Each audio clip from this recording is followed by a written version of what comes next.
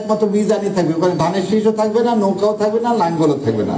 তো আমরা এমন একটা প্রতীক নিয়ে কাজ করি যেটা দুনিয়া ও আখিরাত দুই জায়গাতেই উপকারী।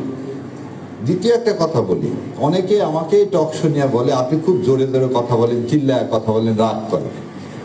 17 বছর মিথ্যা শুনতে শুনতে কানটায় ধাপা পড়ে গেছে। ধাপা পড়া বোঝেন? আমাদের নর্থবেঙ্গলের লোক বলে যে অনেক সময় কানে উপরে যখন উঠবেন দেখবেন কান বন্ধ হয়ে যায়।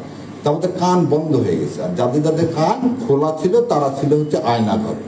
আজকে যারা এই বাংলাদেশের জমিনে যে মানুষগুলো আছে, এই মানুষগুলোর কানে ধাপা আছে, এবং ধাপা পড়া লোক হলে জোরে কথা বলতে হয়, নাহলে তার কানের মধ্যে সেটা প্রবেশ করানো খুব কঠিন হয়ে যায়।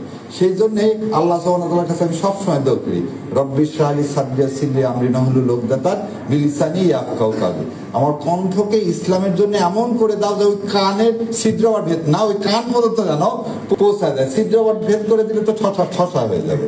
সো ওই পর্যন্ত পৌঁছায় দেখ, যাতে আল্লাহ এই জমিনে ইসলামকে কায়েম করে। আর একটা জিনিস আপনাদের সবাইকে সবার মাঝে, আওয়ামী লীগের ভোট বলে কিছু নেই, মুসলিম লীগের ভোট বলে কিছু নেই। আমরা একটা ভোটের রাজনীতিতে আমরা বিশ্বাস করি না। আমরা কিসে বিশ্বাস করি? ক্ষমতার মালিক, সার্বভৌম ক্ষমতার মালিককে মালিকুল মুলক কে আল্লাহ সুবহানাহু ওয়া তাআলা। আর সূরা আল ইমরানে কি বলতেছেন? আমি যাকে ইচ্ছা তাকে ক্ষমতা দিব, যাকে ইচ্ছা তার কাছ থেকে ক্ষমতা কেড়ে নিব। আমরা কি 24 সালে জানতাম শেখ হাসিনা এইভাবে পালায় যাবে?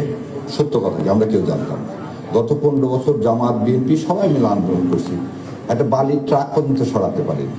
আর আল্লাহর ইচ্ছায় আল্লাহ এমন মাঠ তৈরি করে দিলেন যে পৃথিবীর ইতিহাসে সমস্ত সংসদ সদস্য, মন্ত্রী, মসজিদের খতিব পর্যন্ত দেশ ছেড়ে পালায় যায়। তাহলে আল্লাহ কি করতে পারেন? তার উদাহরণ আল্লাহ সব সময় দিচ্ছেন।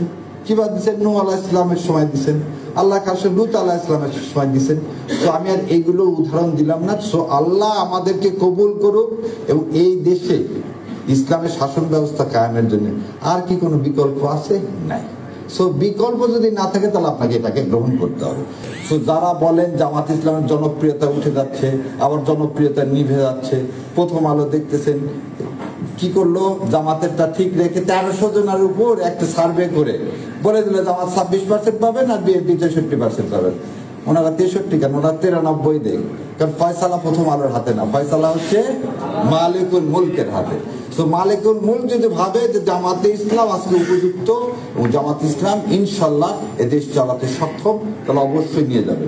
এবং পৃথিবী কেন, আসমান জমিনে কারো শক্তি নেই আমাদেরকে এই মিজানকে কি করা, আটকায় রাখা। কারণ